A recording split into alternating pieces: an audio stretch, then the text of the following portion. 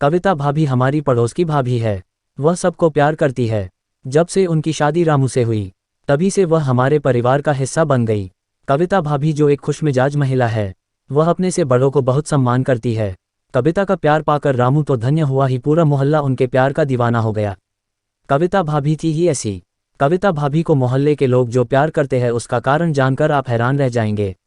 कविता एक दिलफेक महिला थी। लोग उनको देखकर अलग अनुमान लगा लेते थे।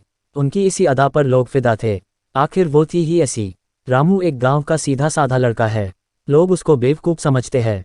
उसका कारण यह है कि वह कम बोलता है, कपड़े भी साधारण पहनता है। दूसरी ओर कविता एक मॉडर्न लड़की है। कविता के शौक भी निराले हैं। वह खूब फैशन में रहती।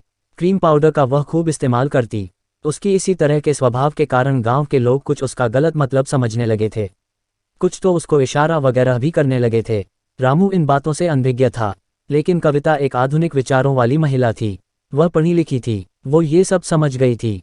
जब उसने गांव के छोरों को खराब हरकत करते देखा तो उसके मन में एक विचार आया कि क्यों नहीं इन छोरों को सबक सिखाया जाए। एक दिन कविता ने सबक सिखाने की सोची। कविता ने गांव के छोरों को अपने पास बुलाया तो गांव के छोरे खुशी से उसके पास आ गए। जब गांव के छोरे उसके पास आए तो कविता ने उनको पढ़ाई के लिए कहा तो वे सब गांव के छोरे मान गए। जब कविता ने छोरों से सवाल पढ़ाई के करने शुरू किए तो सबकी हवा निकल गई।